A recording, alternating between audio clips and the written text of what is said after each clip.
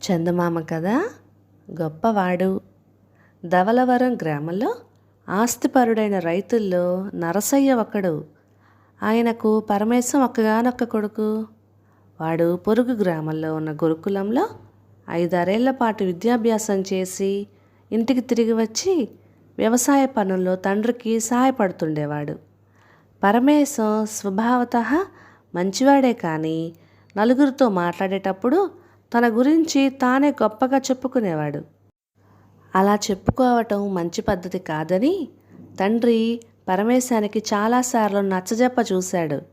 అయితే పరమేశం తండ్రి మాటల్ని కొట్టిపారేస్తూ, నాలో లేనివి ఉన్నట్లుగా చెబితే తప్పు, నేను చెబుతున్నవన్నీ గురుకుల విద్యాభ్యాసం ద్వారా నా స్వభావంలో జీర్ణించుకుపోయిన విశేషాలే.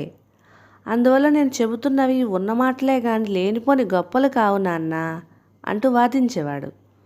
కొడుకుతో వాదించలేక నరసయ్య మౌనంగా ఊరుకొని తనలో తనే బాధపడేవాడు. ఒకసారి నరసయ్య పని మీద తన బావమరిది శేషయ్య ఉంటున్న పొరుగురు వెళ్ళాడు. అప్పుడు మాటల సందర్భంలో ఆయన తన కొడుకు వితండవాదం గురించి చెప్పి బాధపడ్డాడు.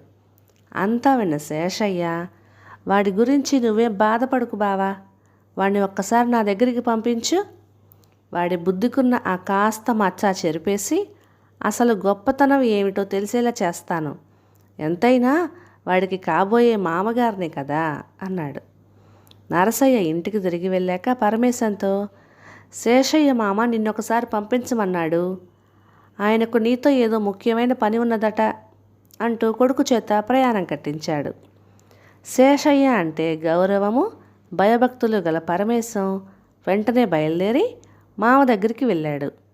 మేనల్లుడితో కాసేపు ఆ కబుర్లు ఈ కబుర్లు చెప్పిన శేషయ్య పట్నంలో గోవింద శెట్టి అనే వర్తకుణ్ణి నువ్వెరుగుదువా అంటూ ప్రశ్నించాడు. పరమేశం ఎరగనట్టుగా తల ఊపాడు.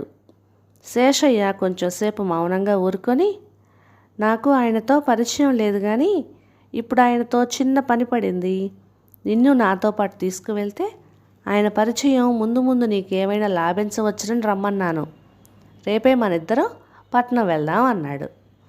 నేను పరిచయం చేసుకోవలసినంత గొప్పవాడా ఆయన? ఏది ఏమైనా నీ పని మాత్రం సానుకూల పడినట్టే అనుకో, ముక్కు మొహం తెలియని వాళ్ళతోనైనా ఇట్టే మాట్లాడి పని జరిపించుకోగల సామర్థ్యం నాకున్నది మావయ్య అన్నాడు పరమేశం. ఆ మాటలు విని శేషయ్య పెద్దగా నవ్వుతూ, అలాగా, ఏదో ఒక విధంగా నా పని సానుకూలం కావటమే నాకు కావాల్సింది అన్నాడు. మర్నాడు ఉదయం బాడుగ బండిలో మామ అల్లుళ్ళు ఇద్దరూ బయలుదేరి బారెడు పొద్దెక్కే వేళకు పట్నం చేరుకున్నారు. పట్నం చేరగానే ఒక చోట బాడుగ బండిని ఆపించి శేషయ్య పరమేశంతో, గోవింద శెట్టి గారి ఇల్లు ఈ పరిసరాల్లోనే ఉండాలి అంటూ బండి దిగి బండివాడికి బాడుగ ఇచ్చి పంపేసి ఎదురుగా కూరల తట్ట నెత్తిన పెట్టుకుని వస్తున్న ఒక ఆడ మనిషిని ఆపి, ఏమ్మా, గోవింద శెట్టి గారి ఇల్లు ఎక్కడో తెలుసా అని అడిగాడు. వెంటనే కూరల మనిషి నవ్వు ముఖంతో, ఆ ధర్మరాజు ఇల్లు ఎక్కడో తెలియకపోవటం ఏంటి బాబు, ఈ పట్నంలో చిన్న పిచ్చుక పిల్లని అడిగినా ఆ బాబుగారి ఇల్లు చూపిస్తుంది అంటూ దారి చెప్పింది. ఆ మనిషి చెప్పిన దారిలో 10 అడుగులు నడిచిన శేషయ్య ఎదురుగా వస్తున్న ఒక పెద్ద మనిషిని మళ్ళీ ఆపి దారడిగాడు.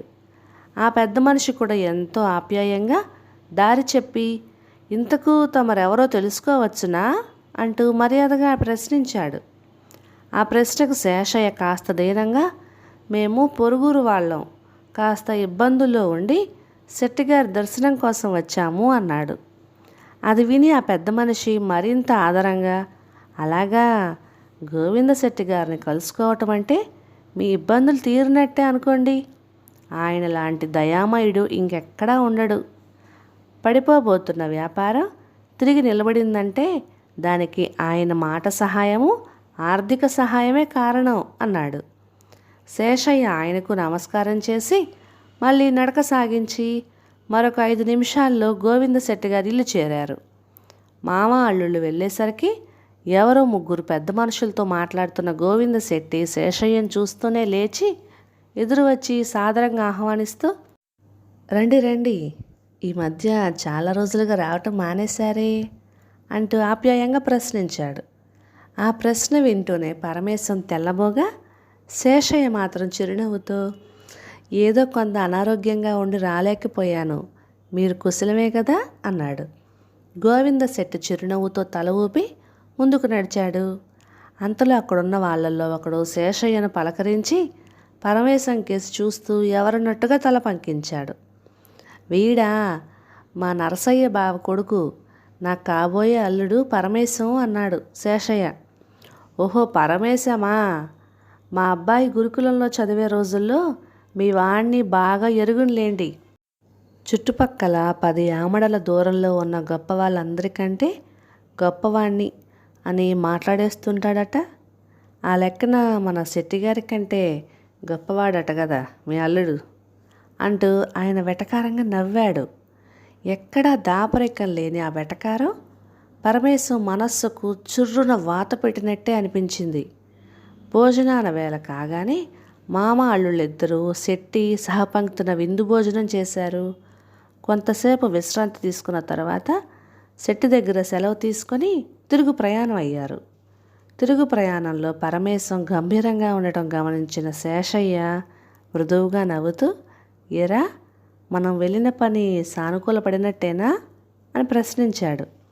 దానికి జవాబుగా పరమేశం తల వంచుకుంటూ, నువ్వు తలపెట్టిన పని బ్రహ్మాండంగా సానుకూలపడింది మావయ్య అన్నాడు. శేషయ్య ఏమీ తెలియనట్టుగా నటిస్తూ ఆశ్చర్యంగా, నేను తలపెట్టిన పనా, ఏమిట్రా అది అని ప్రశ్నించాడు. పరమేశం కాస్త తేలికపడుతూ నవ్వి, నా గురించి నేను గొప్పగా చెప్పుకోవటం మాన్పించాలని నన్ను పట్నం తీసుకొచ్చావు. గోవింద శెట్టి నీకు మిత్రుడైనా ఆయన ఇల్లు కూడా ఎరగని వాడిలా వాళ్ళని వీళ్ళని అడిగి వాళ్ళు ఆయన్ని కీర్తించడం నాకు వినిపించావు. తరువాత నిరాడంబరుడు, తన గురించి తాను ఒక్క మాట కూడా చెప్పుకొని వాడు అయినా శెట్టి దగ్గరికి తీసుకెళ్ళావు. సమయానికి అక్కడున్న పెద్ద మనిషి వెటకారం నాకు గట్టి చొరకే వేసింది. ఏమైతేనేం నా కళ్ళు తెరిపించావు అంటూ కృతజ్ఞతగా మేనమామ చేతులు పట్టుకున్నాడు.